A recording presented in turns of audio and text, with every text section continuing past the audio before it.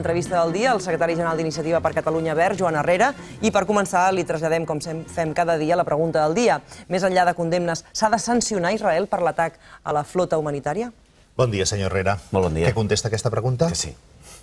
Sí, és a dir, algú que ataca en aigües internacionals en un atac que suposa 10 morts amb una flota humanitària, si no es condemna ara, quan s'ha de condemnar? Jo crec que s'hauria de cridar consultes a l'ambaixador i que s'hauria de suspendre l'acord de col·laboració militar entre Espanya i Israel. Accions i accions enèrgiques. Però vostè hi va anar una mica més enllà i li va demanar al govern de Rodríguez Zapatero que revisi els acords de venda d'armes d'Espanya a Israel. Sí, l'acord de col·laboració militar. L'acord de col·laboració militar, que és un acord que es va signar fa 3 o 4 setmanes. Que inclou també la venda d'armes. Que inclou també la venda d'armes, perquè jo crec que en un estat que vulnera el dret internacional de forma flagrant, com ho va fer lamentablement a la matinada d'ahir, doncs el que s'ha de fer és una actitud enèrgica i suspendre aquesta col·laboració militar, sí, sí. Aquesta és una de les notícies d'aquestes últimes hores que, com vostè ha vist, amb l'efecte de la globalització ha fet sortir protestant arreu del món, perquè just aquesta matinada hora d'aquí també protestaven a Nova York i protestaven a altres indrets per allò de la diferència horària, o sigui que l'efecte globalitzador, l'efecte dòmino, és imparable a hores d'ara. Però no tem vostè que tot tornarà a quedar com fins ara? Ja sé que la conjuntura és diferent, ja sé que aquí hi ha un problema molt greu perquè aquesta flota sortia de Turquia i la principal ONG impulsora d'aquesta campanya d'ajuda humanitària procedia precisament de Turquia, que les relacions de Turquia amb Israel havien millorat, però ara tornen a posar-se en tensió i que d'altra banda Turquia és, segons el lèxic habitual diplomàtic, un aliat imprescindible d'Occident si es vol aturar precisament l'influència del radicalisme islamista. Jo crec que tot continuarà igual si el que ens quedem és en paraules i no hi ha conseqüències. I per tant crec que la comunitat internacional hauria de prendre bona nota i que hi hagués conseqüències. I és més, crec que pel futur de l'estat d'Israel, Israel necessita governs diferents i governs que si vulneren el dret internacional, com han fet un cop més, siguin sancionats. I per tant, avui hi ha una escalada més i de moment el que tenim és condemnes sense conseqüències i és això el que crec que s'hauria de superar. Tornem a casa. Avui el govern de la Generalitat analitza i estudia, però no aprova cap mesura en la línia del que es necessita i es vol aplicar en el decurs de les properes setmanes de retallada de dèficit i, per tant, o d'ajudar a la retallada de dèficit i, per tant, algunes mesures com, per exemple, l'augment de l'IRPF a les persones que més tenen.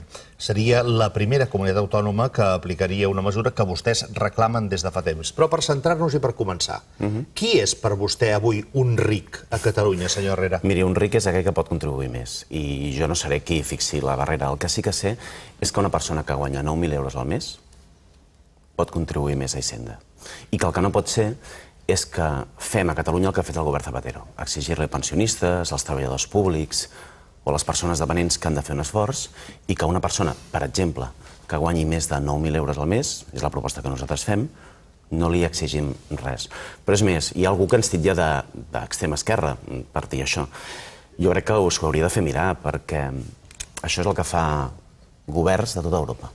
Això és el que fa el govern Sòcrates quan planteja política de reducció de la despesa, però també política d'increment d'ingressos. És el que ha fet el Regne Unit, és el que fa la senyora Merkel. I el que nosaltres plantegem és que és el més inequitatiu el que fa el govern Zapatero. Només retallada de despesa sense mirar política d'ingressos.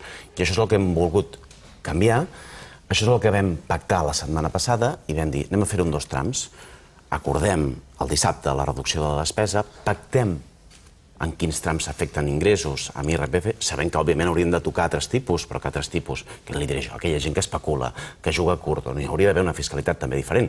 Acabar amb la SICAF, el xiringuito financer, que permet que grans fortunes tributin el 1%. Però sabent que tot això no depèn de nosaltres, no depèn de Madrid. I a Catalunya, on tenim marge, que és amb IRPF, fixem un nou tipus. I això és el que estem a les portes d'aprovar, de pactar avui, d'aprovar les properes setmanes i de fer que la política de reducció del dèficit tingui dos paquets, reducció de la despesa i increment d'ingressos a partir de les rendes més altes. Ens anem aclarint.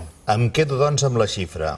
Que pagui més qui cobri a partir de 9.000 euros al mes, correcte? Nosaltres el que vam plantejar eren 100.000 euros. No era una xifra a la babalà.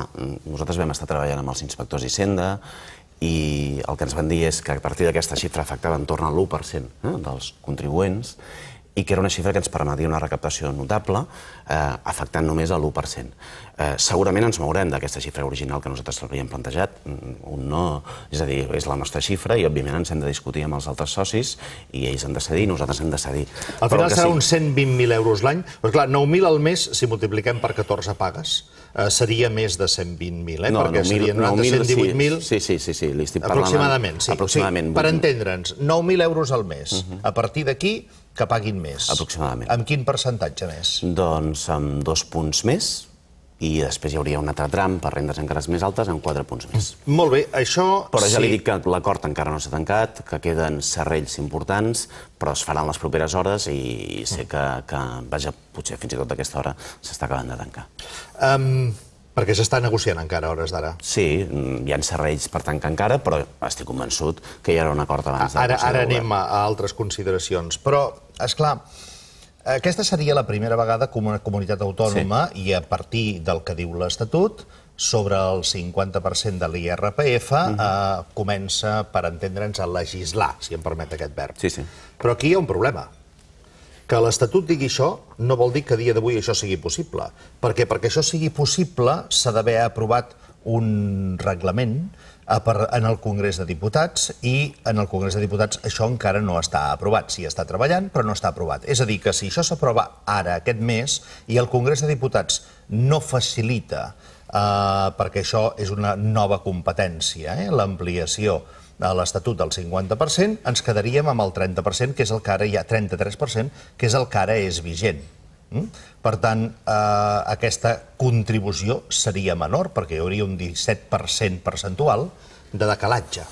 Miri, hi ha un acord de finançament. De fet, vam reformar la llei de finançament fa pocs dies al Congrés dels Diputats i en el moment que aquesta llei s'aprova i està en tràmit, hi havia 2 trams, doncs això es pot fer, legalment es pot fer. I nosaltres el que ens acredita tothom és que això es podrà fer. I el que és molt important és que a Catalunya fem les coses diferents. Miri, quan el senyor Zapatero va plantejar la seva proposta, jo li vaig dir que era inacceptable. És inacceptable portar una fulla amb 10 propostes amb reducció de la despesa, una fulla sencera, i quan gires el full, la política d'ingressos buida.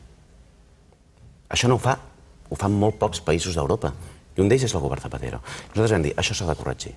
El que és important és que avui estem a les portes de corregir-ho, de pactar-ho, i que en les properes setmanes s'aprova la llei, perquè, òbviament, una llei, és veritat, no es pot improvisar d'un dia per l'altre. I jo crec que això significa un canvi qualitatiu. Dit d'una altra manera, a Catalunya fem, sí, les coses diferents.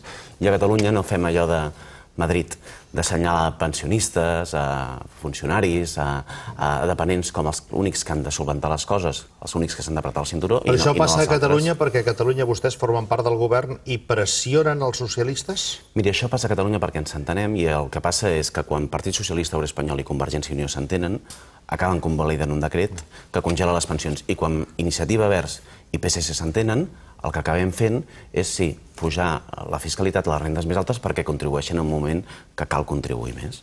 De tota manera, això què pot arribar a suposar de més ingrés? Ho dic perquè si quan la xifra que s'especulava era del llindar dels 100.000 euros, deia que això repercutia en unes 70.000 persones, si són de 120.000 seran lògicament menys, i això què pot arribar a representar? No serà... O és que vostès ho volen sobretot per escenificar, cosa que d'altra banda, des d'un punt de vista simbòlic, no deixa de ser important, que aquí tothom s'estrenya el cinturó.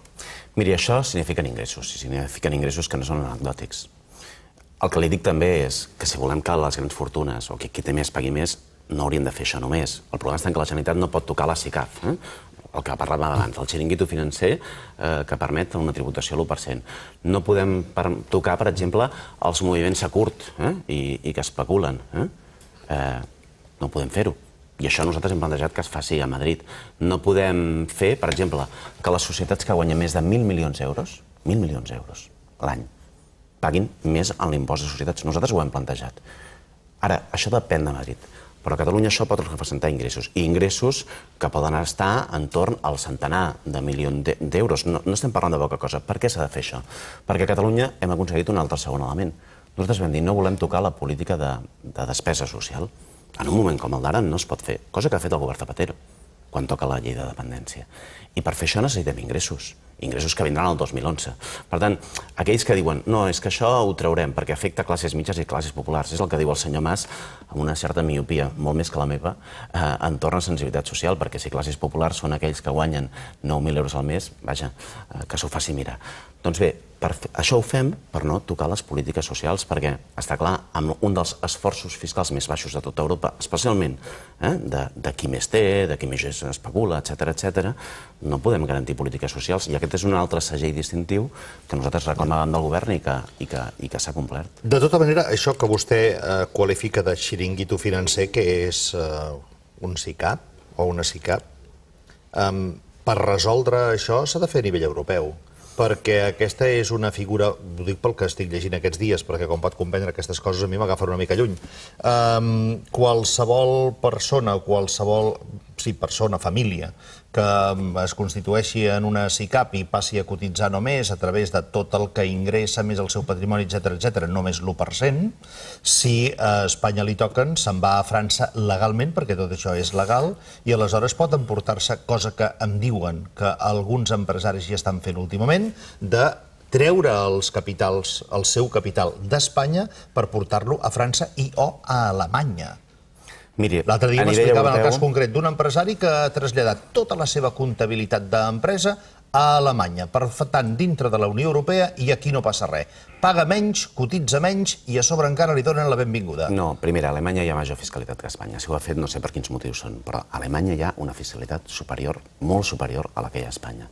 En segon lloc, el problema que teníem amb la SICAF és que estaven controlades pels inspectors d'Hisenda, l'any 2004. I això potser no ho sap molta gent. El govern Zapatero va decidir que ho controlés la Comissió Nacional del Mercat de Valors. Els expedients van deixar d'obrir-se. I el problema de fons és que la SICAF, diuen, ha de tenir 100 partíceps. Sap què passa amb la SICAF? Que són d'una persona i de 99 testaferros. I aquesta és la realitat. Què hem plantejat nosaltres? De la mà dels inspectors d'Hisenda. Fem que com a mínim hagin de tenir el 5%. Només això.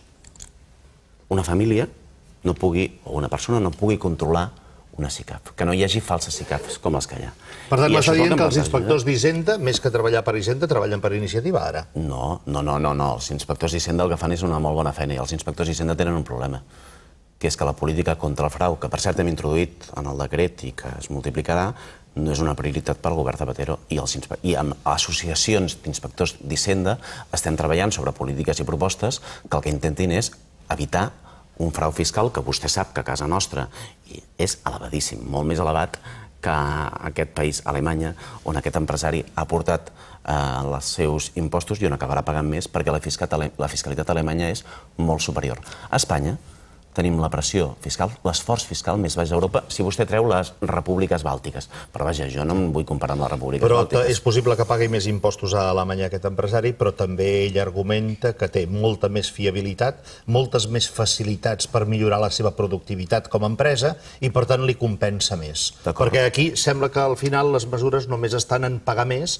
no en millorar allò que fa que hagi perdut Espanya el seu lloc destacadíssim a nivell de competitivitat, per exemple. Aquí la gran pregunta a fer-se és: quin és el greu problema que té l'economia espanyola avui als ulls dels observadors internacionals?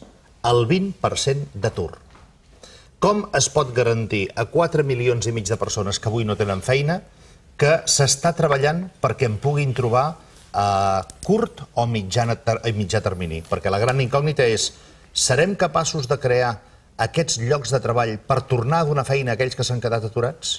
Jo crec que el gran problema que tenim és l'atur, el gran problema és l'endeutament privat, no l'endeutament públic, que sap vostè que estem per sota de la mitjana europea, i el gran problema és que les receptes que volem aplicar són receptes que ens condemnen, econòmicament parlant. Si el que fem és només reduir despesa, el que tenim és un altre cop escenari de recessió. I això també ho diuen molts analistes. Clar, depèn de quin color siguin. El que diuen també molts analistes és que a Espanya hauríem de fer la reforma del sector financer, però no per bancaritzar les caixes, sinó per garantir que el crèdit arriba. I, en canvi, aquesta reforma del sector financer, el govern Zapatero no vol ni parlar-ne perquè és exigir als bancs, per exemple, que posin menys comissions. I el problema, i gros, que tenim a Espanya, és que el govern Zapatero ha dit: primer reduïm despesa, primer dogma del Fons Monetari Internacional. Segon lloc, reforma laboral, abaratim els costos laborals, no entenent que la nostra el nostre decrement de la productivitat es deu a la manca de crèdit i altres factors. En tercer lloc ha dit reforma del sistema de pensions. I entorn a la reforma del sector financer, a la reforma fiscal que necessitem per aconseguir més ingressos d'aquells sectors que poden aportar més per després dinamitzar més l'economia. I entorn a la reforma del sector elèctric, que la necessitem perquè el nostre model és un model privatitzat, però falsament privatitzat, perquè el que tenim és un gran monopoli, aquí tampoc ho toquem. Jo crec que el problema és l'esbiaixament de les receptes del govern Zapatero.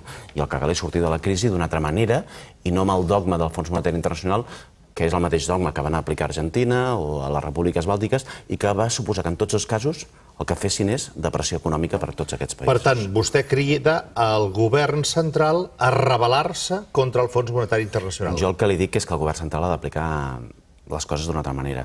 Miri, a Portugal han fet una política d'ajust. Jo criticaria moltes coses de les polítiques d'ajust que han fet a Portugal, però han fet política d'ingressos. A Portugal.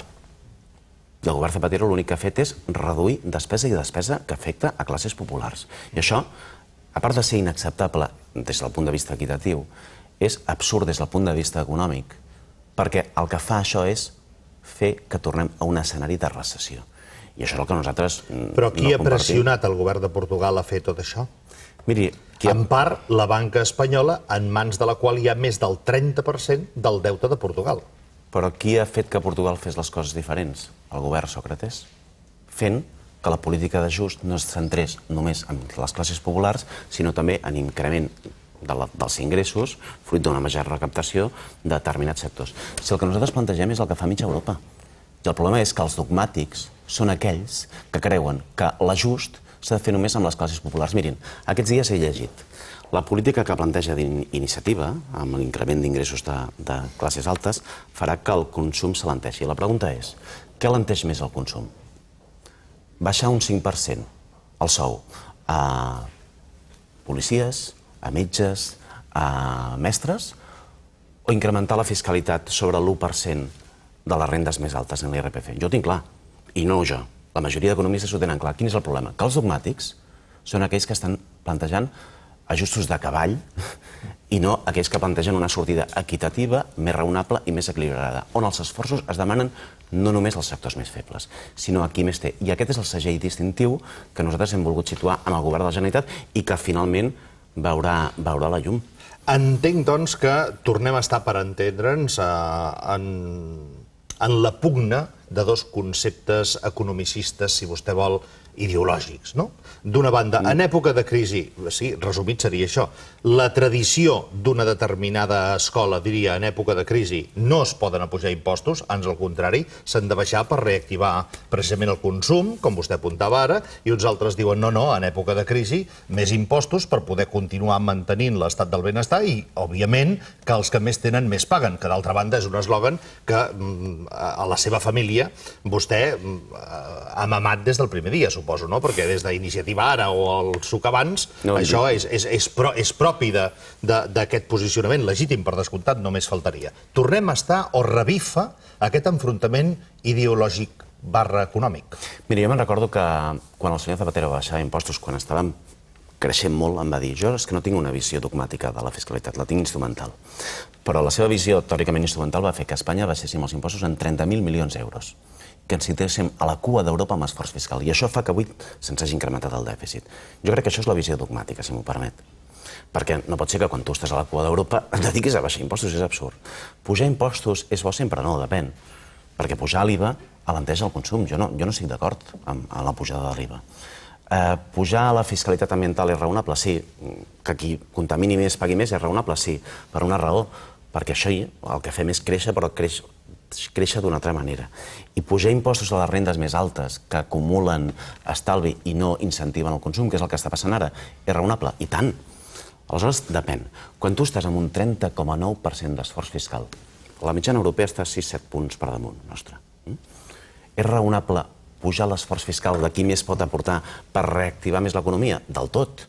I això és el que alguns no només no comparteixen, sinó que ho combaten dogmàticament. I això és el que nosaltres no estem d'acord i això és el que hem corregit en part a Catalunya i estem a les portes d'aprovar avui en el Consell de Govern. El que passa que aquestes referències a Europa, que evidentment estan molt bé, també poden ser instrumentals, perquè si parlem d'Europa parlem-ho tot. La majoria dels països aquests de referència europeus no tenen el nivell de mileurisme que té Espanya. Correcte? Per tant, aleshores, més pressió fiscal sobre sous de mitjana més elevats. És lògic, ara, si els sous són de mileurista... No, perquè l'esforç fiscal és sobre el pastís, diguem. I el problema de fons quin és? Que a casa nostra, Hisenda, qui la manté és les persones que estan assalariades.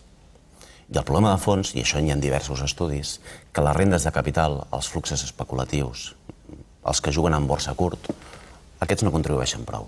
Això és el que cal canviar radicalment. I això, sí, però per què no passa? Perquè les propostes que fem alguns no són escoltades dia sí, dia també. Jo vinc plantejant-ho això a Madrid des de fa una pila de temps. Fa 4 dies, a Madrid, vam plantejar una fiscalitat sobre les transaccions, tipus taxa Tobin a escala estatal. Se'ns va dir que no. Ens va dir que no Partit Socialista, Partit Popular, Convergència i Unió. Sempre diuen que no. I aquí està, clar que aquí està. Però quin és el problema? Que per posar-se d'acord, en aquest cas Partit Socialista, i permetre a Convergència i Unió per baixar les pensions o congelar-les, aquí no hi ha problema. Però per pujar els impostos a les transaccions de capital que especulen, sempre ens trobem amb un no per resposta. I jo crec que el que toca és un diagnòstic, no d'esquerres, no, d'exigència social. Miri, a CajaSur els propers dies se li donaran 5.000 milions d'euros. CajaSur és una caixa petiteta, amb el FROP. I resulta que els ajustos que demanem als treballadors públics, jo no li explico als pensionistes, o les retallades de dependència, són, computant-ho, inferiors. Els propers dies, l'ajuda oficial de desenvolupament s'eliminarà. Com pot ser que avui mantinguem la presència militar a Afganistan i a la vegada baixem l'ajuda oficial de desenvolupament? Jo no ho entenc. No ho comparteixo i, per tant... Ara hi anirem a aquest altre capítol, però abans, sincerament, vostès es troben també que són una formació política amb un gruix d'un electorat que és el primer perjudicat per aquestes mesures. N'hi ha molts que són funcionaris i no necessàriament vostès tenen un gruix d'electorat de rendes molt baixes. Ho dic pel que surt després d'estudi sociològic, després de qualsevol de les eleccions, o de les conteses electorals. I vostès, lògicament, i amb tota legitimitat, defensen aquest gruix d'electorat que serà, d'entrada, amb aquestes primeres mesures aprovades la setmana passada, el més castigat. Aleshores, vostès també disposen d'un suport ideològic, d'allò que se'n diu irònicament els pijoprogres, que suposo que aquests tampoc no els deu molestar gaire haver de pagar uns quants impostos més. No? O sigui, què hi ha de tot això? Perquè aquests dies vostè sap que això és motiu d'especulació sobre el perquè de la seva posició. I ja som tots grans, ja hem anat entenent que la política tal com es desenvolupa i d'acord amb els interessos legítims dels partits polítics sempre té més a veure, ja no tant en qüestions ideològiques com en defensa del gruix del seu electorat. Miri, jo sé que a casa meva, quan vaig a veure els meus pares o quan estic a casa meva, no en trobo molts pijoprogres, en trobo bastants treballadors i aquests treballadors estan indignats que només els exigeixin amb ells. Això és el que em trobo, també li dic. En segon lloc, a mi què em preocupa? Però uns quants pijoprogres a la seva formació política hi són. Bueno, i han tingut sempre un gran ascendent, com a mínim s'han ensenyat en esdeveniments intel·lectuals i culturals, no ens enganyem. Miri, hi ha de tot i estic molt content que n'hi hagi de tot. No, si no és una crítica, és una descripció. L'estracte social del que cadascú prové, però vaja. El que sí que li dic és, miri, aquí hi ha una lògica, que és que reduint salaris ens en sortim de la crisi. I això s'aplica en primer lloc a la funció pública. A més, dient, clar, com tenen una feina fixa i garantida, els hi toca. I jo crec que, a més, degradant una mica la imatge de la funció pública, cosa que no comparteixo. Però el que és més greu, sap què està passant ara a la negociació col·lectiva? Que aquell que se'n va a la negociació col·lectiva li diuen, escolti'm, si el funcionari es baixa el sou un 5%, tu que tens una feina estable, baixa't el 5 o més. I s'accepta la lògica de que d'aquesta crisi sortim baixant els salaris. Quan d'aquesta crisi jo crec que hem de sortir amb reformes fiscals justes, amb reforma del sector financer que garanteixi el crèdit i exigint més a qui més té. I el problema és que comencem pels funcionaris i continuem pels assalariats. I acceptem la lògica que cal abaratir el cost laboral. I d'aquí 4 dies, molt probablement, el govern Zapatero ens farà la proposta d'abaratiment de l'acomiadament als 33 dies, que s'apropa poderosament a la proposta de la COD de 30 dies per any treballat d'acomiadament, com si el problema per crear ocupació fos el cost de l'acomiadament, quan no té res a veure. I quina és la lògica que acabem acceptant? La lògica que l'esforç l'han de fer els treballadors. I no la lògica de que, escolti'm, aquells que han guanyat tant entitats financeres, que han sobreendeutat a més aquest país, perquè el problema el tenim amb el sobreendeutament privat, avui haurien de donar més crèdit. I això és el que... No és que ens oposem, és que a mi em revela aquesta lògica on s'assenyala els treballadors, l'esforç dels treballadors, i en canvi no s'exigeix res a entitats financeres, amb reformes al sector financer per garantir el crèdit. Molt bé, això passa perquè Zapatero no tan sols ha deixat de ser obrer de la O del PSOE, sinó que ha deixat de ser socialista de la S? No, I ja només és el líder del partit espanyolista? Mira, jo no sé què ha deixat de ser ni què ha estat mai. Jo sé que la legislatura passada, vostès se'n recordaran, nosaltres criticàvem molt la legislatura passada, no ara, la seva política econòmica. Quan baixava els impostos, quan va eliminar l'impost de patrimoni, crec que els únics que vam votar en contra vam ser nosaltres i el BNG. I per tant, el que jo li dic, no li dic d'ara. Sé que quan jo deia la legislatura passada d'economia no se'n parlava.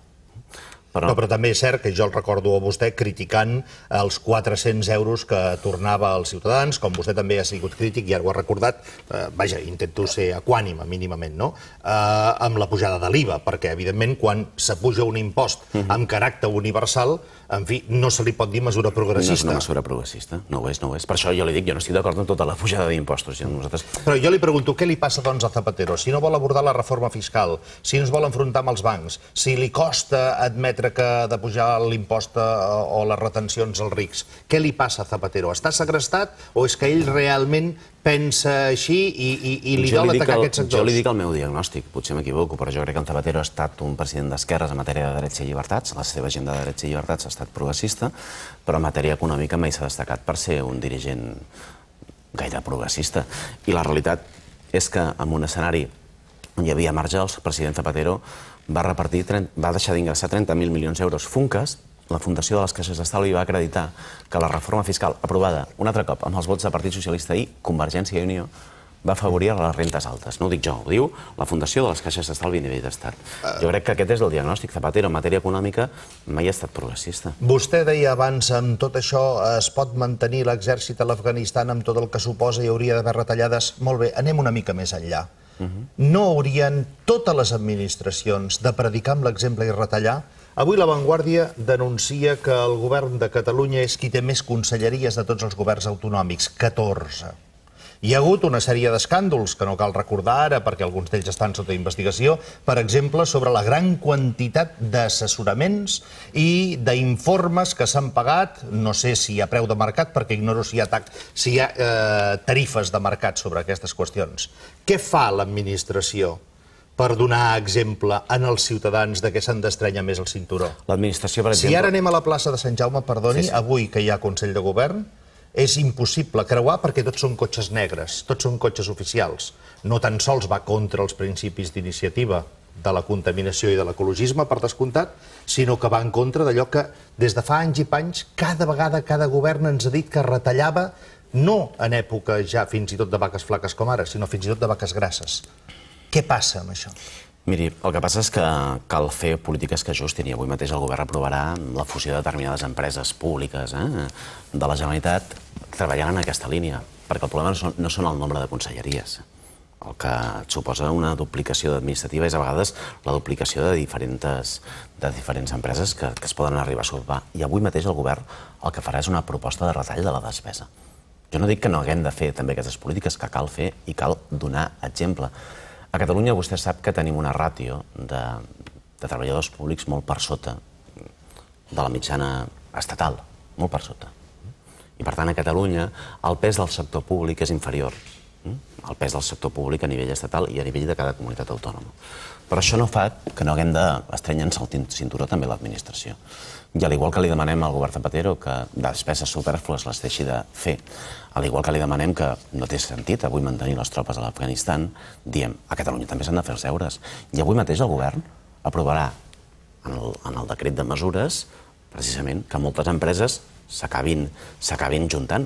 Jo ho trobo absolutament raonable. Sap què passa? Ho sap perfectament, senyor Senyor Herrera, que, esclar, paral·lelament a tot això, el que se li demana ara al ciutadà, cada dia anem coneixent més detalls de les trames Millet, Pretòria, Gürtel, i quedem-nos amb aquestes tres. Llavors, el ciutadà, a dia d'avui, em temo que desconfia de tot allò que li demani qualsevol representant públic i o polític. Sí, sí. Perquè l'espectacle és el que és. I no sóc jo aquí per definir-lo, perquè em sembla que tothom el pot definir per ell mateix. Què li diu vostè a aquest ciutadà que hagi d'entendre que, com deia Montilla diumenge, ja no li queden més forats al cinturó, mentre estem llegint el que estem llegint? Jo crec que aquell ciutadà el que ha de veure és veritat que em repugna, i a mi em repugna, el cas Gürtel, el cas Millet o el cas Pretòria. Jo crec que hi ha qui intenta, quan es veu molt atrapat en aquesta situació, és posar en marxa l'estratègia del ventilador com si tothom estigués implicat, i no és veritat. I crec que la responsabilitat és fer que la indignació no passi a la resignació, perquè si acabem tots resignats i ho deixem córrer, altres faran política per nosaltres. Jo a Madrid he vist com determinades lleis que passen desapercebudes despenjant un telèfon es canvien. Li dic d'una altra manera, hi ha gent que vota cada setmana o cada dia despenjant un telèfon. I els ciutadans votem un cop cada 4 anys. Miri, ja que ho denunciem moltes de les paraules. Perdoni, amb els trams en matèria de fiscalitat, amb indústria farmacèutica, això es veu... Qui truca aquí?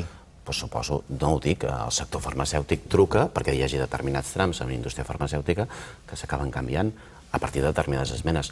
Defensen els seus interessos legítims.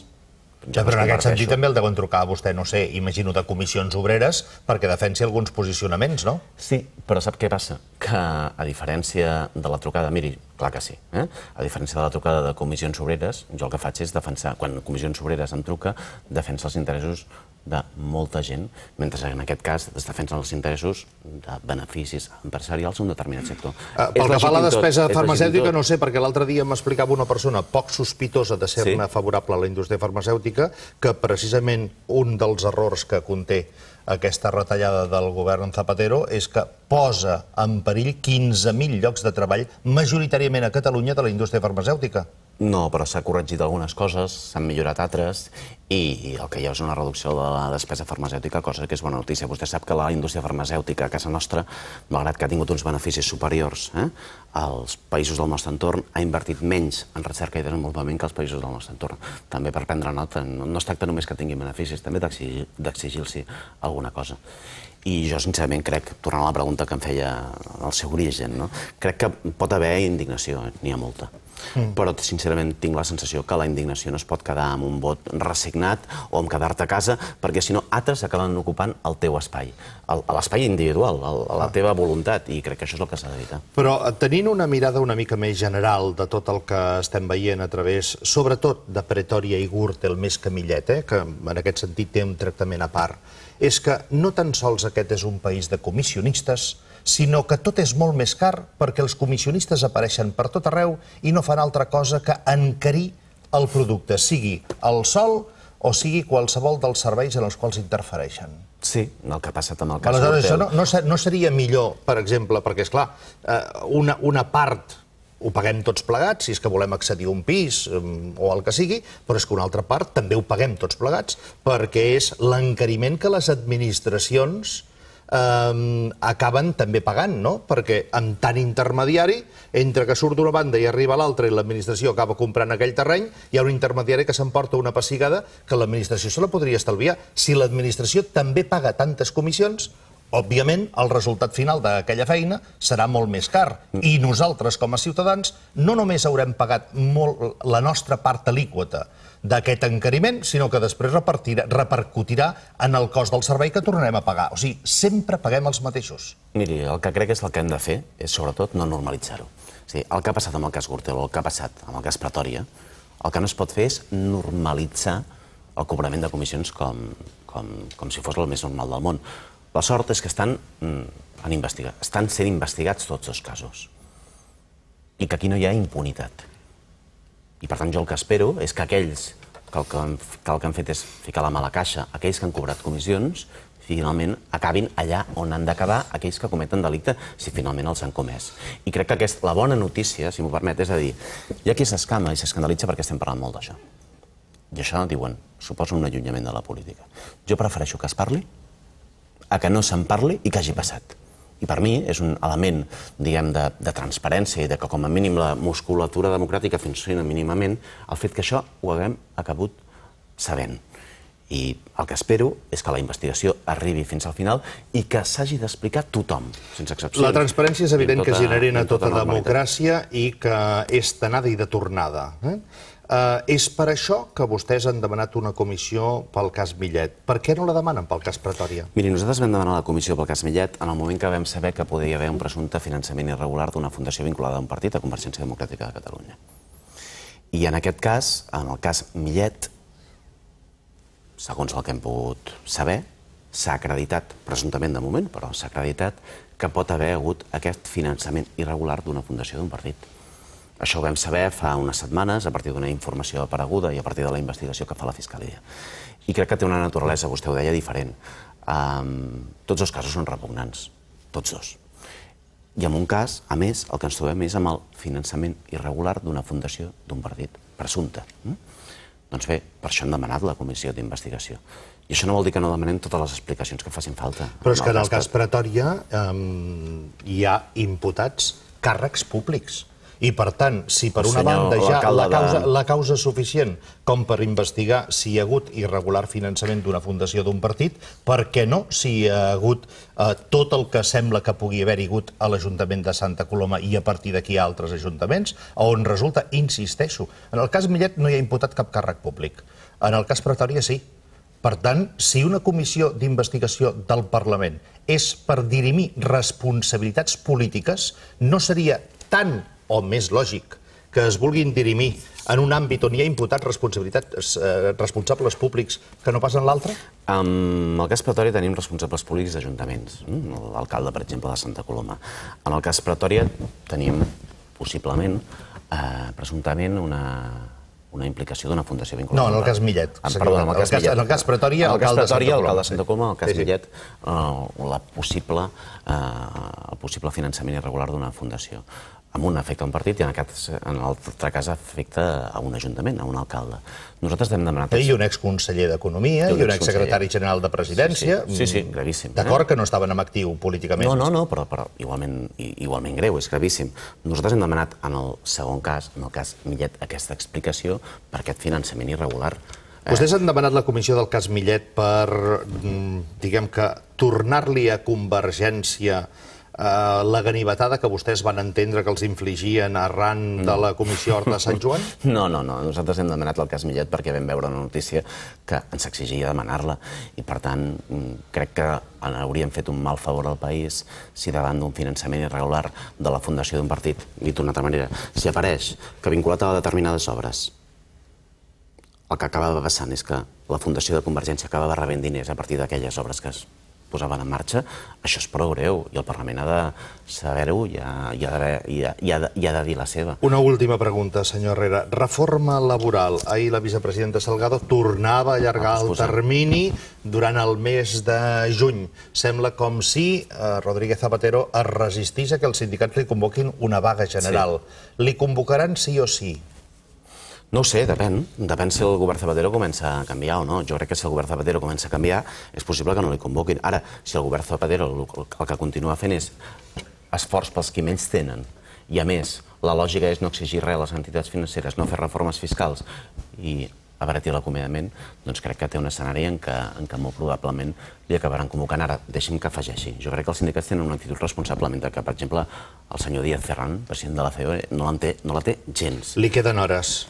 Per la informació que em va arribar a mi ahir, li queden hores. A vostè també li arriba, no? Per cert, li arriba a vostè la informació que Rodríguez Zapatero estaria pensant molt seriosament fer una remodelació de govern i que en aquesta remodelació de govern podrien incorporar-s'hi com a mínim 2 destacadíssims membres de l'època felipista, persones amb prestigi socialista europeu i internacional, i que, per tant, això seria un viratge no precisament cap a la línia que vostè defensa, sinó tot el contrari? Jo crec que el viratge cap a la línia de tot el contrari que jo defenso ja l'ha feta des de fa dies, i, per tant, si fa una remodelació en aquest sentit, el que farà és apuntalar la línia, jo crec que gens progressista, gens equitativa que ha iniciat. Escoltem el resum de les respostes del senyor Joan Herrera, que fa durant un minut Patricia Gavancho. Patricia, bon dia. Hola, bon dia. Bé, pels que tenim una certa edat i venim de l'època en què l'esquerra era el dogma del jovent, hem de reconèixer que la música dels comentaris que fan Joan Herrera sona molt bé. El que passa és que l'esquerra en general sempre li penja una mica aquest discurs repartit entre bons i dolents, en els quals els treballadors i la part més feble de la societat, a part de ser febles, són els bons, i sempre el capital o la riquesa està sota sospita de poc solidària, de contribuir poc, quan de fet hem de reconèixer que les coses són més integrals. No diguem ja el fantasma del Fons Monetari Internacional que sempre sembla que plani darrere de qualsevol reforma i sobretot en temps de crisi. De fet, els que tenim una certa edat també hem après a tenir tractes amb la realitat, i la realitat és que Catalunya, com sempre, té molt poc espai de maniobra per controlar la crisi, i fixem-nos que al final, a part de desmantellar el poc que li sobra d'estructura, tota aquesta reforma, gran reforma d'increment d'ingressos en la Generalitat acaba sent que l'1% de la població pagui una miqueta més, cosa que ningú negaria que és un gest important i és un gest que s'ha de fer, és estèticament impecable, però és l'1% de la població la que portarà una certa quantitat d'ingressos. Ara, m'ha cridat l'atenció una cosa d'aquesta entrevista i és la castanya sistemàtica al govern i a la persona del senyor Zapatero. Em sembla que queda molt clar que el senyor Zapatero és l'autèntic arbre caigut en aquest bosc espès que és avui la crisi. Gràcies, Patricia. Algun comentari sobre això, senyor Herrera? No, jo simplement un comentari molt breu del que deia la Patricia. El Fons Monetari a vegades és un fantasma, però hi ha un documentet, un paper, que va fer el Fons Monetari Internacional fa 4 dies, que deia ajust en la despesa, reforma laboral i reforma en el sistema de pensions. No és un fantasma, és un paper. Algunes de les coses que vostè diu sobre el Fons Monetari Internacional fa 2 setmanes les hi vaig sentir dir a la senyora Cristina Kirchner. No sé si li mereix algun tipus de confiança a la senyora Kirchner, a part dels molts problemes judicials que té per corrupció. Ha patit totes les receptes del Fons Monetari Sí, però Internacional. pel que sembla, i per les 13 accions judicials que té obertes en el seu país, en fi, no sé... No és la persona de la que ens podem fiar més, això és veritat. Senyor Herrera, moltes gràcies per tornar i molta sort. Bon dia, bona hora. Joan Herrera, en directe a Matins a TV3, s'ha de sancionar Israel per l'atac a la flota humanitària aquesta matinada.